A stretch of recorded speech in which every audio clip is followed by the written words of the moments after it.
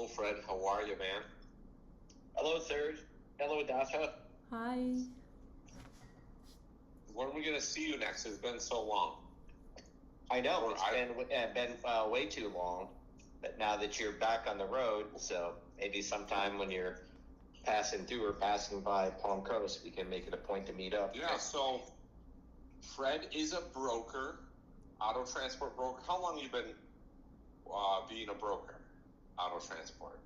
You know, this year, I've been doing it since 2010, so that makes 13 years. 13 years Yes. in the industry. So you know what Central Dispatch was like 3 owners ago. Yes. Right? And back when DOT numbers started with what, like a 1? Yeah. 2? Or Yep. yeah. Have you seen DOT numbers as high as a 4 now? Or I haven't. What? I haven't yet. They may be possible, We're but close, they are approaching that. For almost 4 million DOT numbers, you know. Yeah. So if your DOT number starts with a 3, get off this call, get off this video. You're not old enough to be part of this club. Mine's a nice little 1.98. That's so. Yeah. Anyways, so you've had some experience. You know a lot about the industry from the broker side, and tell us about that, and tell us about some of the modern problems going on. I hear customers telling us about these Indian call center scammers transitioning to a new industry, our industry, car hauling. Yes, unfortunately, on the one hand, this year, it may have started, but this year I really noticed it much more rampant, and that's been a very hot topic of conversation amongst brokers and even carriers. I had a discussion with my buddy Cosman, who is a high-end enclosed truck driver. He does a lot of stuff for us for Shelby American and out of Las Vegas. He just recently, in the past week, he got burned for a pretty considerable amount of money, but thankfully the broker did make good on about 50% of it. But it's commonplace. What's happening is, these scammers, what's happened is, what I feel and what's been a consensus is that the scammers have jumped ship from the days or eras of where people would answer phony emails or get phone calls about, antivirus protection or Amazon refunds, or they get an email that somebody had charged with a credit card for an iPhone, and this fake refund scam of these call centers from overseas. Well, a number of people have gotten wise to that. So what they've done is a lot of them have jumped ship from that and have infiltrated the auto transport industry. And on the broker side, what I'm hearing through the grapevine, what's happening is brokers are, from the client, the actual people moving the cars, how those people are getting scammed is, they're getting loads booked. They're charging people upfront monies for deposits, but they're making the people do the deposits through like an electronic platform like Cash App or Zelle, where there's no recourse versus a credit card. That's one. Oh, so they don't get the protection of a credit card. Correct. So that's one aspect, one way that they're doing it. From what I'm hearing about what some brokers are experiencing is that they're getting a call from someone on a posted load as a carrier, and what these, I'll say, alleged, in air quotes, carriers are doing, they will book the load with them. They will cancel it a short time later after they accept the dispatch. So now they have all the order information, and they'll repost it themselves and they will undercut the broker, cutting the broker rate out and deal directly with the customer. So they'll cut the broker rate out of the deal and they'll post it for a cheaper price. That's another way that I'm hearing through the industry that brokers are getting. Tell us how your friend got scammed, the car hauler. He's like an owner operator, right? Yeah. He's an owner operator, and I don't know how that they did this, but he had mentioned to me today that it was a slightly similar situation where somebody had ghosted another carrier's information, pretty popular trucking company out of the enclosed transporter out of the Pacific Rim, out of Washington. And basically what they had done is he copied all of their information, their DOT number, their insurance documents, even went so as far as to get the guy's information and get an ID made from him, and essentially just mirror image ghosted this trucking company's information, pretending to be this trucking company, and they submitted it, got a central account, and they got a central dispatch account. He got a central dispatch account with phony information, stolen from other legitimate carriers. And this carrier that I'm talking about, what happened to, he said he's been hearing and seeing about that. And by the time that they catch up with these people, they just go, once they don't get caught, but once their account gets shut down, they just go back and do it again. They steal somebody's information, and they'll run like that for whatever time frame, whether it's a few weeks or a few months, until they get shut down and they just pop up again with phony information. So they'll be operating their own trucks, or I mean, tell more detail about that. I'd have to get more information from my buddy Cosman about exactly how it happened with him on the carrier standpoint. But what he did share is that people are taking other people's information, whether it's off of Central or, getting their information and creating phony documents in order to make their own, let's say if they took XYZ trucking company, they took all their information and they converted it into their own phony ghost company in that fashion. So they just basically they're running with that information. And then they'll take the loads.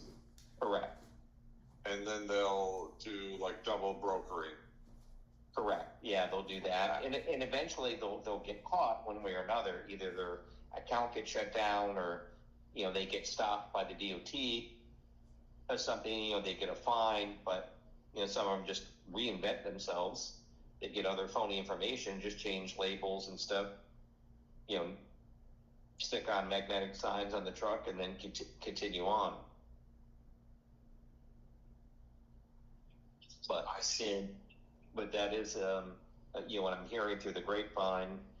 And I think a number of also these brokers, going back to the broker standpoint, I think the biggest part where it's most rampant is in these guys that are still depending on these lead packages that are so, they don't have a regular consistent client base. They're based on leads and they're, having to deal with.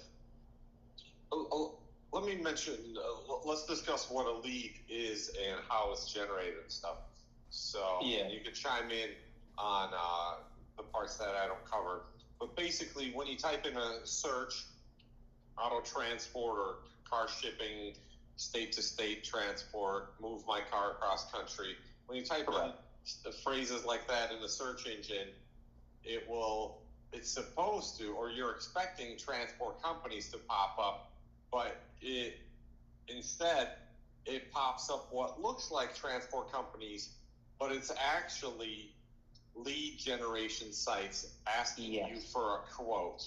Now, when you put in a quote, when you put in all your information, where your car's coming from, what kind of car it is, where it's going, your name and address, phone number, now you push get instant quote.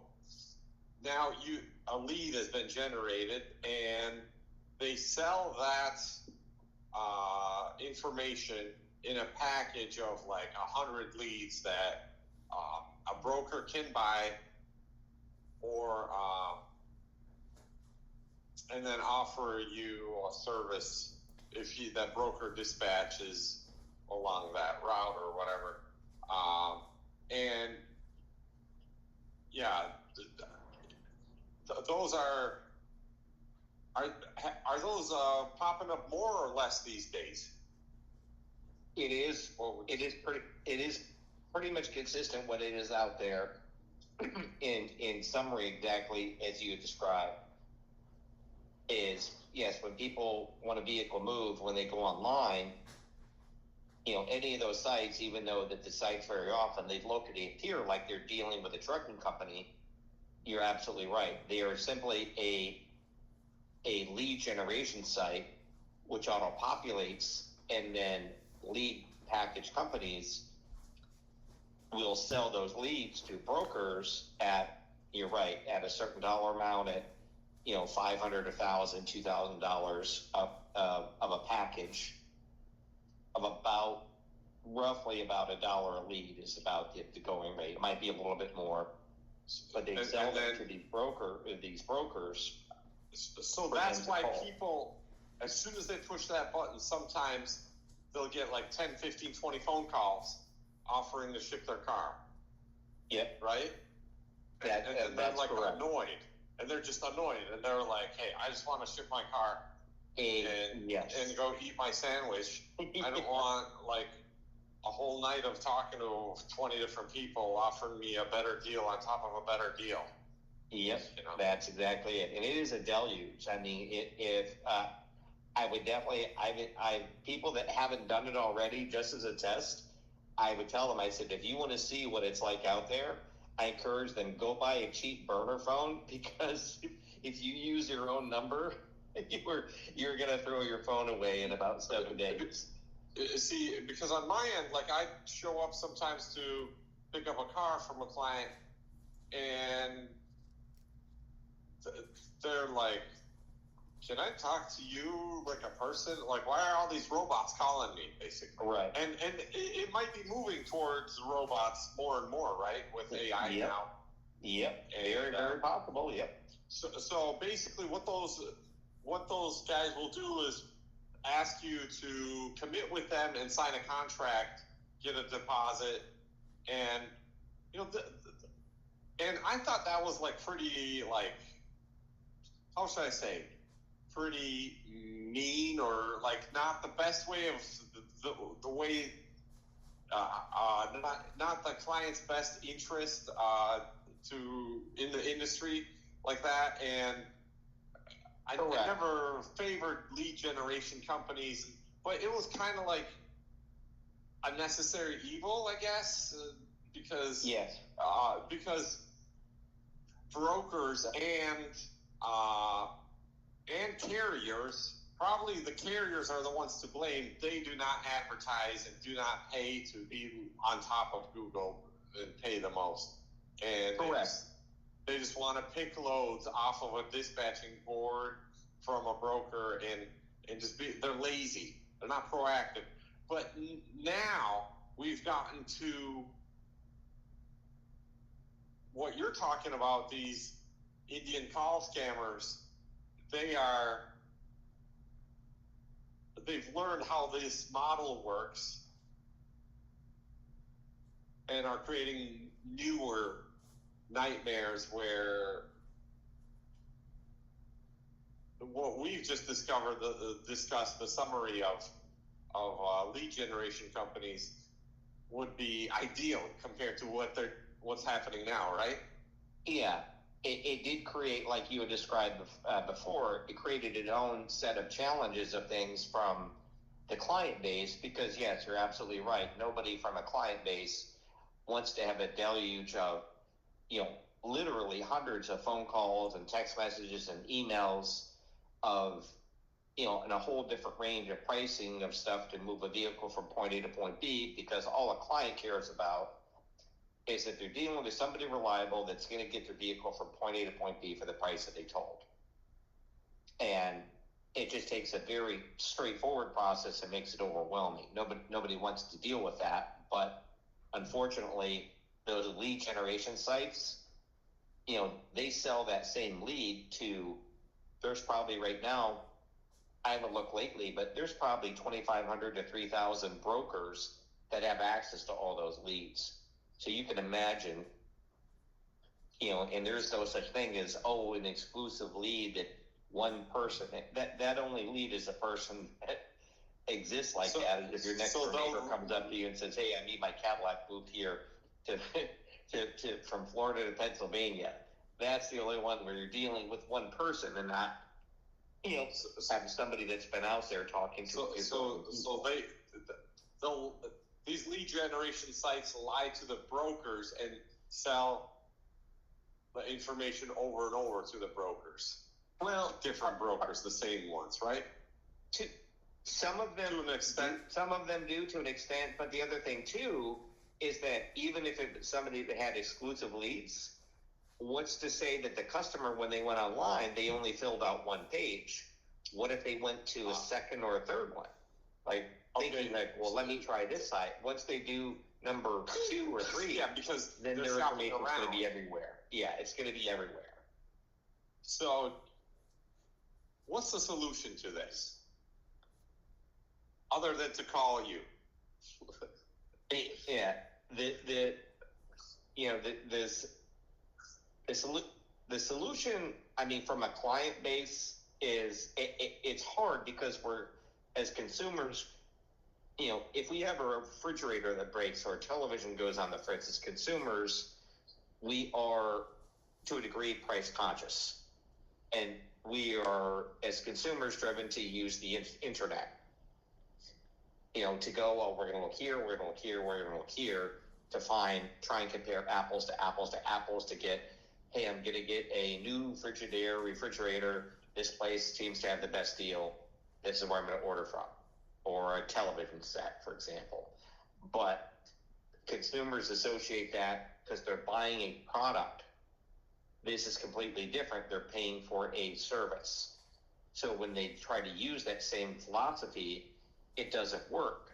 So they think, and a lot of brokers out there, they're guilty of this. They entice people with very low quotes to try and beat other brokers.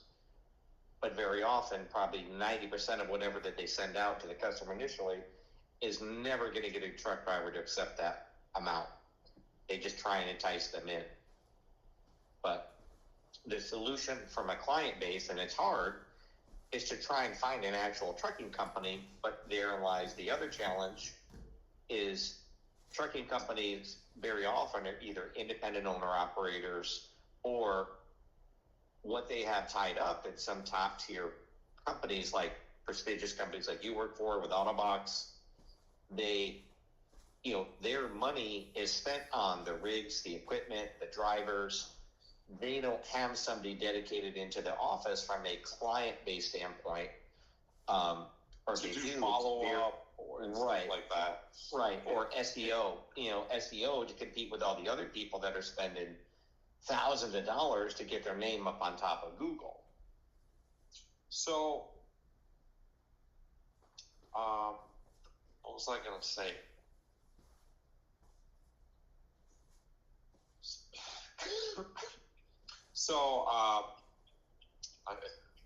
I lost my train of thought. No, we were talking before about, what would be from the challenges from, the challenges from. So it'd be good for a client to look for several brokers and price shop with them. And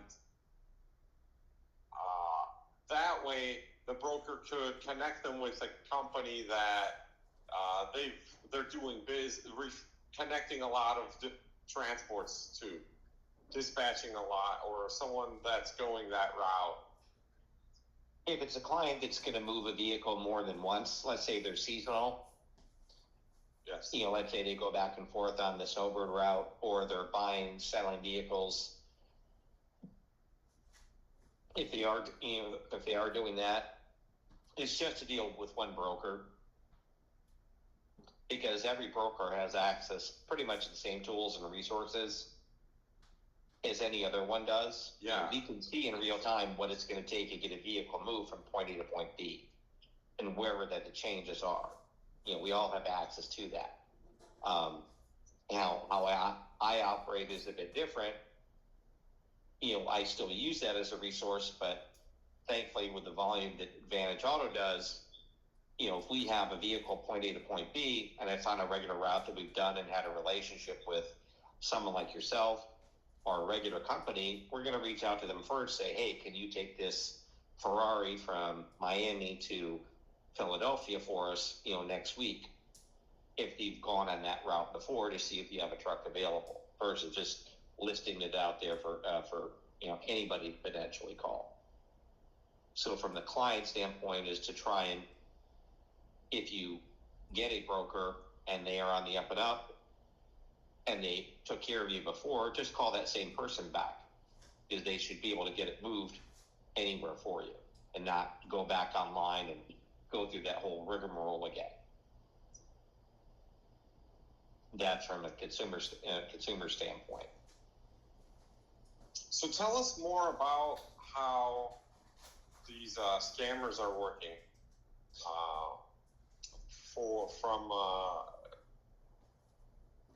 We talked a little bit about from the trucking side, from the carrier side, where they're like double brokering or ghosting a company, right?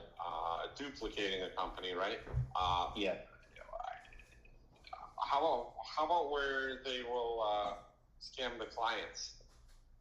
Yeah, what they're doing from a client base, and again, very, very often brokers, what they do is, you had touched on this before, they charge an upfront deposit, and then when the vehicle moves, they pay the truck driver upon delivery.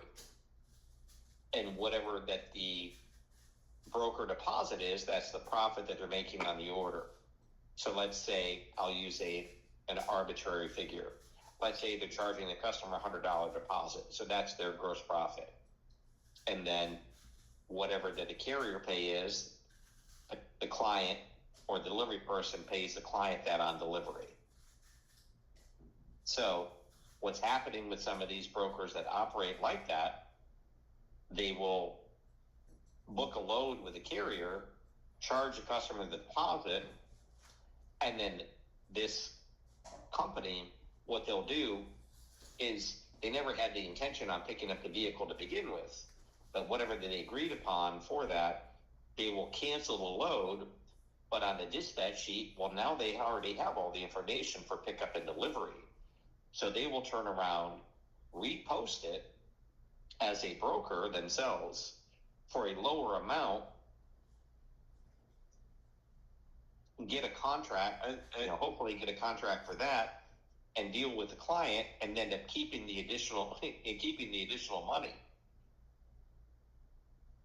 And this will happen before the broker even found another trucking company, and the broker ends up left holding the bag.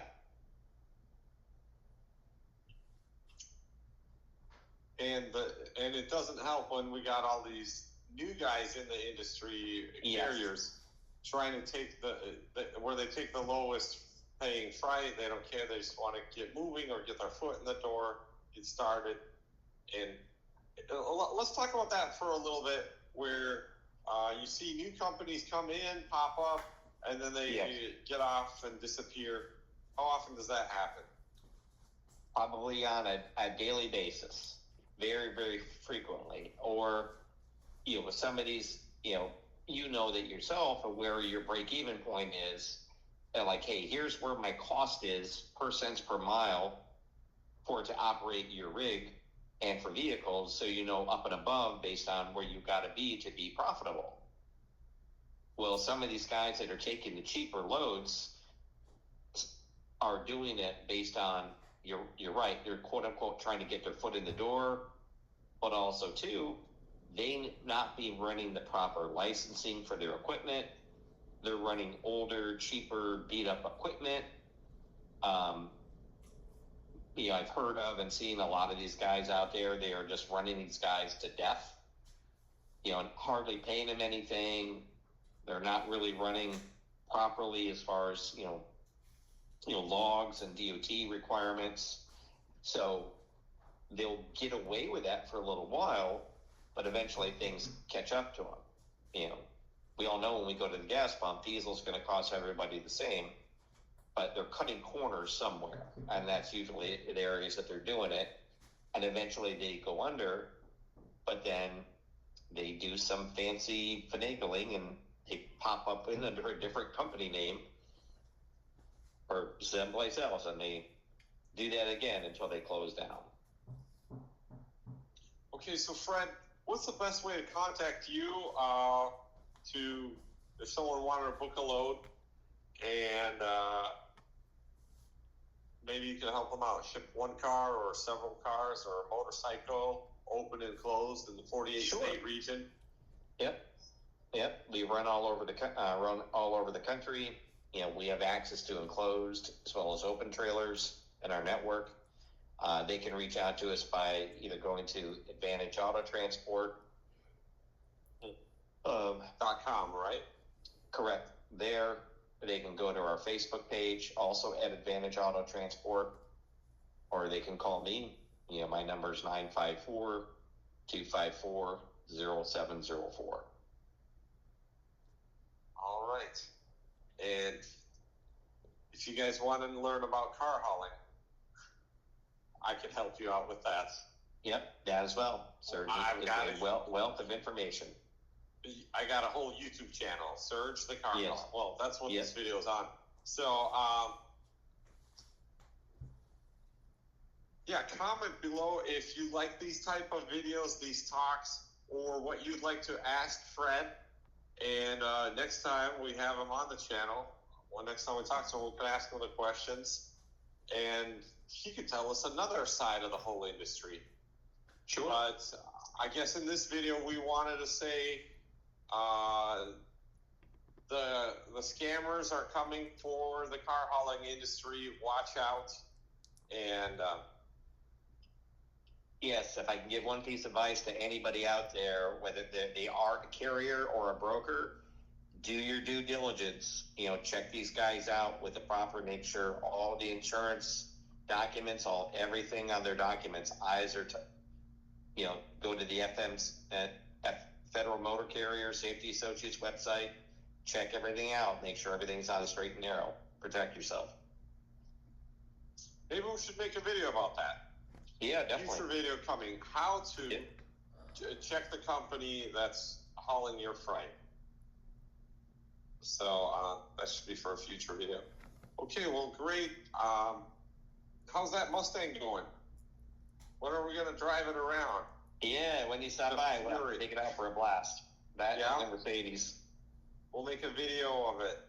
And, and Dasha can drive stick shift, too. So I taught her well. She helped me load a couple stick shift cars already. She's that confident in it. So maybe we'll let her try your Fox body. Maybe. She's kind of like the Tasmanian devil, so we shall see. Yeah? How much horsepower are you running on that? And it makes about 670 horsepower at the tires. 670 horsepower.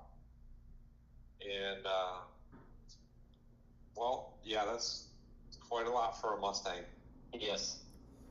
So, great. Thanks again, Fred, for being on, and I'll talk to you again soon. All right. And let everybody know to like the video, like you said, comment, and subscribe to Serge the Carhauling.